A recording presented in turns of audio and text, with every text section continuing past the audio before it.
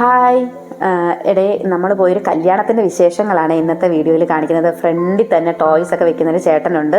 ശിവ വന്നപ്പോഴേ നോട്ടം ഇട്ടതാണ് കേട്ടോ.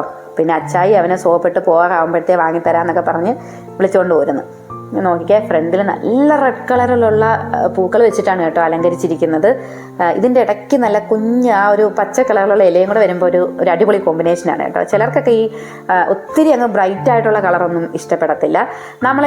ഞാൻ കേട്ടിട്ടുണ്ട് ഒത്തിരി ഹാപ്പിനെസ് ഒക്കെ ഉള്ളപ്പോൾ അല്ലെങ്കിൽ നമ്മൾ നല്ല റൊമാൻറ്റിക് ആയിട്ടിരിക്കുമ്പോഴൊക്കെയാണ് നമുക്ക് ഈ റെഡ് കളറിനോടൊക്കെ ഇഷ്ടം തോന്നുന്നത്. കുറച്ച് വിഷമിച്ചൊക്കെ ഇരിക്കുകയാണെങ്കിൽ നമുക്കിത് കാണുമ്പോൾ ആ വിഷമം കൂടാനുള്ളൊരു ടെൻഡൻസി ആയിരിക്കും. അങ്ങനെ അത് പോട്ടെ. കല്യാണമൊക്കെ ആണെങ്കിലും ഉണ്ടല്ലോ, ഞങ്ങൾ മാറിയുന്നത് ഫോട്ടോ എടുപ്പും പരിപാടികളൊക്കെയാണ്. ഞാൻ നല്ല അടിപൊളിയായിട്ടൊരു കപ്പിൾ ഫോട്ടോ ഒക്കെ എടുക്കാമെന്ന് വിചാരിച്ച് വരുമ്പോഴത്തേന് ശിവയുടെ പരിപാടിയാണ് ഇതൊക്കെ. അവൻ ഓരോരോ കോഷ്ടിയൊക്കെ കാണിച്ചാണ് നിന്ന് ഫോട്ടോ എടുക്കുന്നത്. എന്നിട്ട് നമ്മളത് വീഡിയോ എടുത്ത് കൊടുക്കണം, അത് അവനെ കാണിച്ചു കൊടുക്കണം. ഇതൊക്കെയാണ് അവൻ്റെ ഇഷ്ടം. ഞങ്ങൾ ഈ നിൽക്കുന്നത് ഞാൻ പറഞ്ഞല്ലോ സദ്യാലയത്തിൻ്റെ ഫ്രണ്ടിലാണ്. കല്യാണമൊന്നും കഴിഞ്ഞിട്ടില്ല, പക്ഷെ നമ്മൾ വന്ന് സദ്യാലയത്തിൻ്റെ ഫ്രണ്ടിൽ സ്ഥാനം പിടിച്ചിട്ടുണ്ട് കേട്ടോ. സംഗതി എന്ന് വെച്ച് കഴിഞ്ഞാൽ ഞാൻ പറഞ്ഞില്ലേ, ഞങ്ങൾ കുറച്ച് ലേറ്റായിട്ടാണ് വന്നത്. അപ്പോൾ ട്രാഫിക് ബ്ലോക്കിലൊക്കെ പെട്ടിട്ട് അടുത്താണ് വീടെങ്കിലും ഉണ്ടല്ലോ.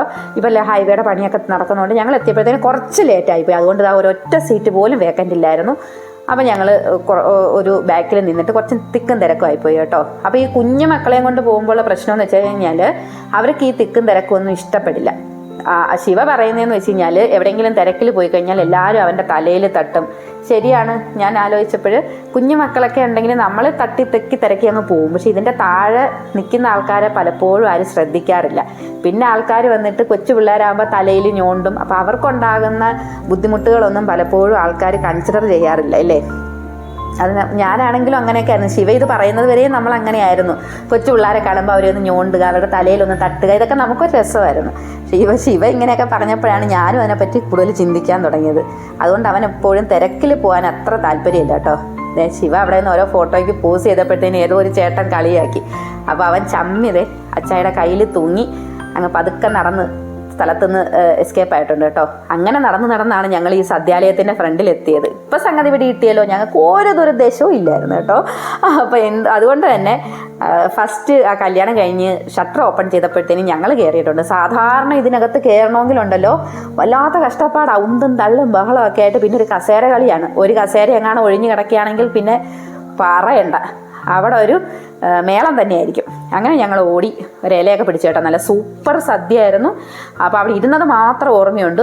പിന്നെ വേണ്ട കൈ കഴുകാൻ വരുമ്പോഴാണ് പുറത്തെ ബഹളം കാണുന്നത്. ഇത്രയും ആൾക്കാർ ഇനി കഴിക്കാനുള്ളതാണ്. ആദ്യം കയറിയത് കൊണ്ട് ഞങ്ങൾ രക്ഷപ്പെട്ടു കേട്ടോ. അപ്പോൾ സദ്യയൊക്കെ കഴിച്ചിട്ട് വന്നിന്ന് ഇച്ചിരി AC കൊള്ളാമെന്നൊക്കെ വിചാരിച്ച് ഞങ്ങൾ അകത്ത് കയറിയിരിക്കുകയാണ് കേട്ടോ.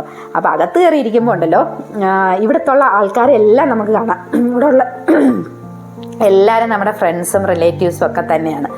അപ്പോൾ എല്ലാവരെയൊക്കെ ഒന്ന് കാണാമല്ലോ ഇവിടെ ഇരിക്കുമ്പോഴത്തേനും. ശരിക്കും എനിക്ക് കല്യാണത്തിന് പോകുന്നത് എന്താണെന്നറിയാം, എല്ലാവരും ഒക്കെ ഒരുങ്ങി വരുന്നതൊക്കെ കാണാനൊരു ചന്തമല്ലയോ. അപ്പോൾ അതൊക്കെ കാണാം. പിന്നെ ആൾക്കാരുടെ പല പല മാനറിസംസ് ഒക്കെ നോക്കാൻ എനിക്ക് വലിയ ഇഷ്ടമാണ് കേട്ടോ. സംഗതി എന്ന് വെച്ച് കഴിഞ്ഞാൽ നമ്മൾ കുറേ നാളിന് ശേഷം കാണാതിരിക്കുന്ന ആൾക്കാരെയൊക്കെ ഇങ്ങനെയുള്ള ഒരു ഫംഗ്ഷൻ വെച്ച് കാണുമ്പോഴത്തേനും നമ്മുടെ മുഖത്ത് വരുന്ന എക്സ്പ്രഷനൊക്കെ ഉണ്ടല്ലോ, യോ നീ ഇത്ര വണ്ണം വെച്ചോ, നീ മെലിഞ്ഞു പോയോ, ഇങ്ങനെയൊക്കെ പറയുന്ന ഓരോ വിശേഷങ്ങൾ പങ്കുവയ്ക്കുന്നതൊക്കെ അത് കാണാൻ തന്നെ നമുക്കൊരു മനസ്സിനൊരു സന്തോഷമാണല്ലേ, ആൾക്കാരുടെ തമ്മിലുള്ള സ്നേഹമൊക്കെ.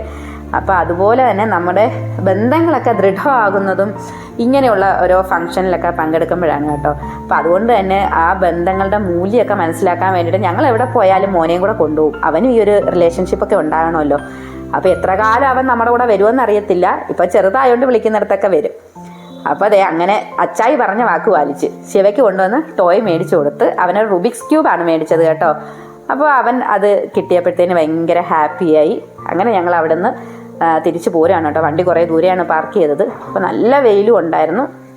അങ്ങനെ ഞങ്ങൾ ശിവയ്ക്ക് ഇപ്പോൾ ഒരു പനിയൊക്കെ കഴിഞ്ഞ് വന്നതേ ഉള്ളൂ കേട്ടോ. എങ്കിലും ഇതൊക്കെ വല്ലപ്പോഴും കിട്ടുന്ന അവസരങ്ങളല്ലേ ആൾക്കാരുമായിട്ടൊക്കെ ഒന്ന് സഹകരിക്കാൻ. അങ്ങനെ ഞങ്ങൾ കല്യാണത്തിന് പോയി അടിച്ച് പൊളിച്ച് മടങ്ങി വന്നിരിക്കുവാണ്. അപ്പോൾ ഇത്രയേ ഉള്ളൂ. താങ്ക്